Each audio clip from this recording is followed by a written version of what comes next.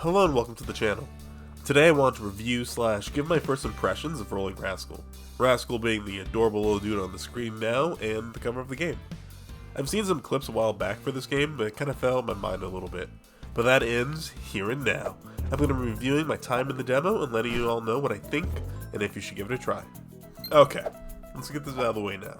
Yes, give this game a download, add it to your wishlist, the links are in the description.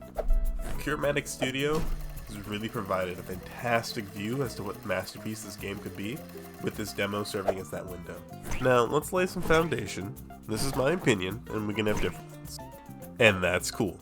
I welcome it, otherwise we're all the same, and that's boring. That said, let's also respect each other. So, who am I?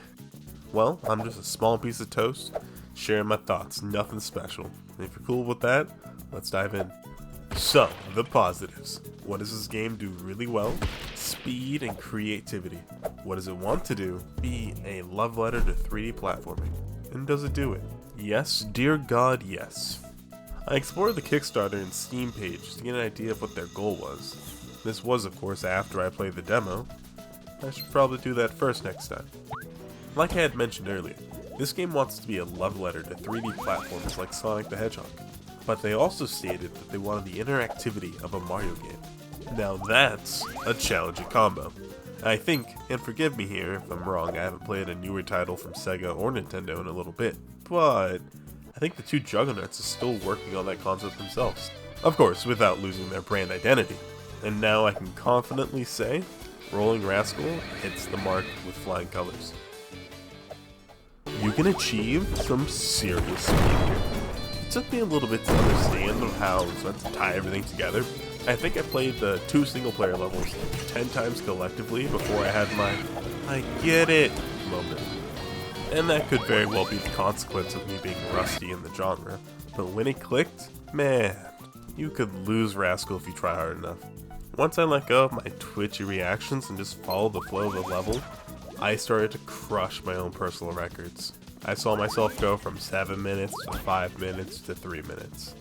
Comboing jumps, dashes, bounces, and accelerating with gravity when you're in your little ball form, it just leads to these satisfying executions of art and speed. That is until you hit something and fight yourself on pressing the restart button. The level design is where you can really see that Mario inspiration come into play. In dipping in and out of the hills and ramps, there's these breaks that allow for enemy and level interaction. An example, hop on a Bolero, and race them down the street for extra speed. Or the deckhand to open up alternate routes, or combat other deckhands. Of course, you could give them the good old bonk like any Sonic or Mario game.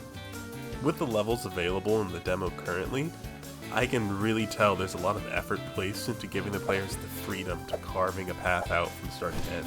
That allows you to push Rascal, close the gap that just seems a little too far, without like this invisible force throwing you back to the start where you'll see other platforms want you to take the intended path. As I got comfortable with the controls, I was opening up new paths each run. Taking path 1, splitting it with path 2 and 3, sometimes making path 1 connect with path 4 and barely touching other routes. It's so rewarding to quote-unquote master the movement. I've only just dipped into what you can do in this game, and I feel like that has some real depth to it. But I have already seen some crazy maneuvers from the community. Speaking of community, multiplayer! This is such a good idea, and in practice it was a blast to take part in. Don't get me wrong, I love me a good time trial, and that's here, but there is a thrill when it comes to having to learn the track while also doing your best to beat other players who may or may not know the track. This is where a lot of learning took place for me. Winning a couple races, that's fun, but it's when you see the creative use of level design and player agency interact as you're just a couple seconds behind the guy ahead of you, that's when this game hooked me. Like, I didn't know you could tie those 2 sections of tracks together, but with enough speed, sure as heck can. So while I moseyed along through the intended path, or the structured one, I saw this guy fly through, skipping 6 platforms between. So you can definitely bet next demos on that track I shaved off some serious time, and passed the knowledge forward. Sorry not sorry, you gotta go fast. Food. Get it? Because I'm bread, which is food, and I'm going that. Okay, moving on. Point is, I could ramble on a bit longer here, but I really strongly recommend this game. It's a free demo, give it a download. This is easily a 10 out of 10 with what I've seen here. I'm definitely going back to practice more and see what other secrets I can find. Again, if you're interested in any of the things I talked about here, I have the links down below. Make sure you go and support this project if you enjoy what you find there. I'm very excited to see what's next for this game. Till next time, toast out.